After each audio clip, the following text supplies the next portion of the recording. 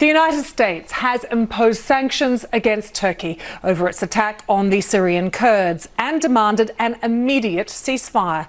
But Turkey's offensive continues and the already complex conflict in Syria does look to be entering a dangerous new phase. And that's because the Syrian regime forces are on the move to help Kurdish fighters, setting up a potentially dangerous confrontation with Ankara.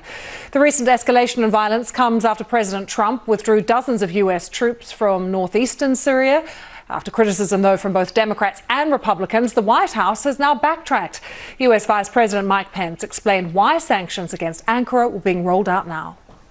President Trump made it very clear that the United States is going to continue to take actions against Turkey's economy until they bring the violence to an end. We want an immediate ceasefire, and we want to begin negotiations between Turkey and Syrian defense forces.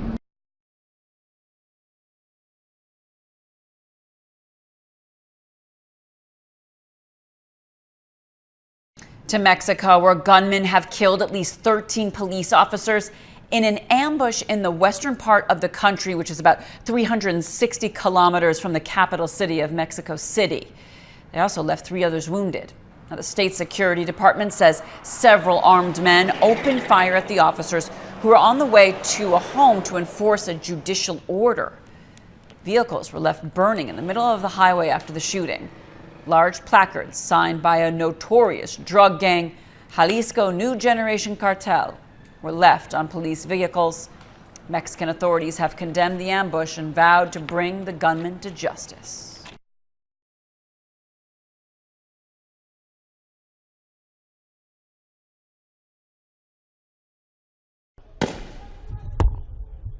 Gunfire in downtown Conakry. Frightened residents have locked themselves indoors, taking cover from Guinea's paramilitary forces who are shooting live rounds in the streets. What was supposed to be a nationwide protest against President Alpha Condé has turned into street battles between security forces and demonstrators. Armed with sticks and knives, they say they're here to defend their democracy.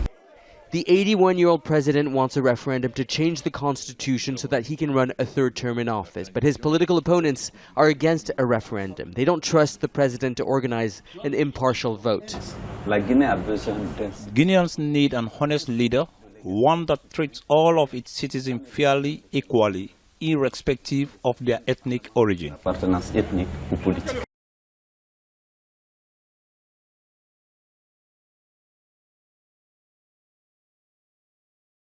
To that police shooting that left a Texas woman dead inside her own home. Overnight, the officer who fired that fatal shot was arrested and charged with murder.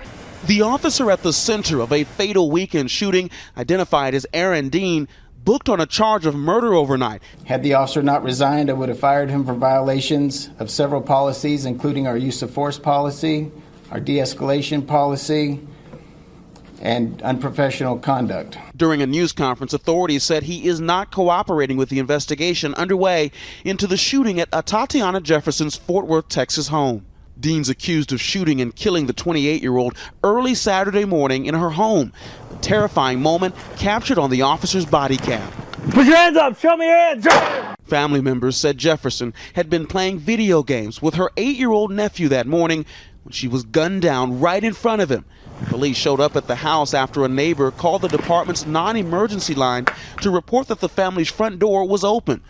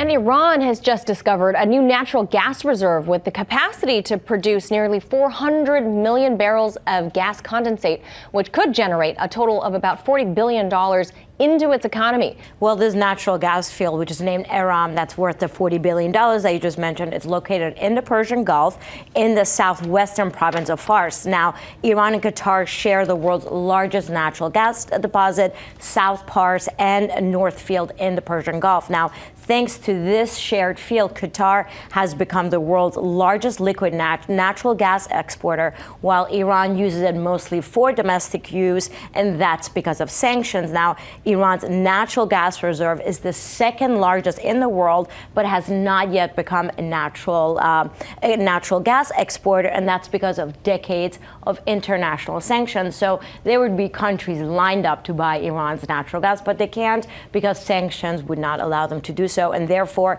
they mostly use their natural gas for domestic use.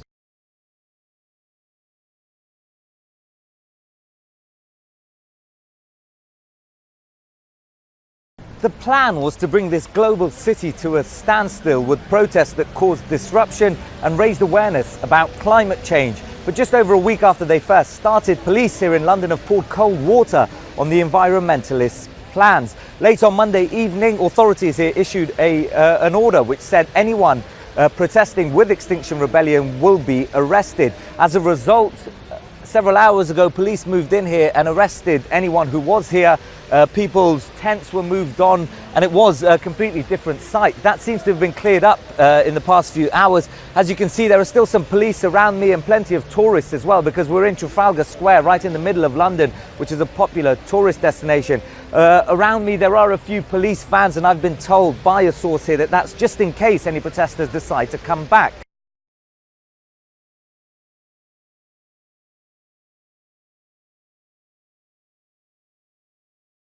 Brisbane surgeons are celebrating the success of a rare and risky procedure, reattaching a man's hand after it had been sliced off. Incredibly, the patient was able to wiggle his fingers within hours of the operation.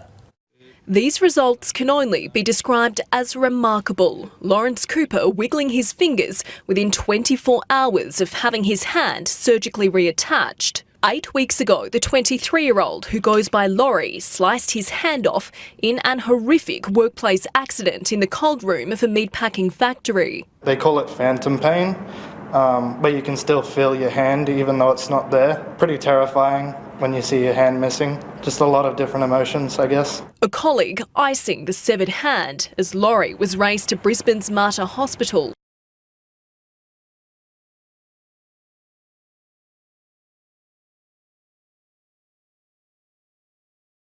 A first case of lung illness associated with use of e-cigarette or vaping has been reported here in Korea.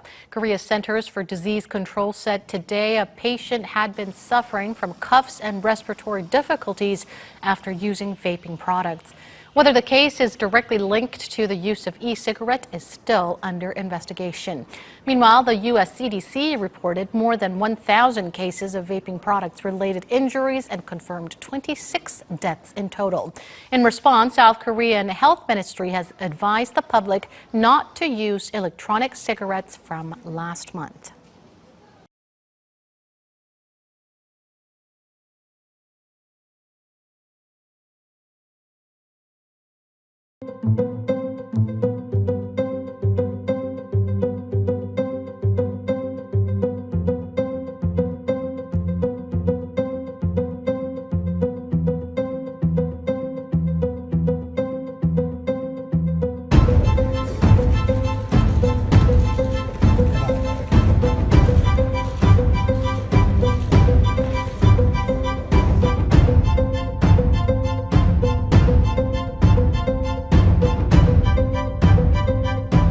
He said it's his constitutional right as a citizen of the country to follow all the processes of court to satisfy himself. Therefore, as a South African citizen, he's using his right.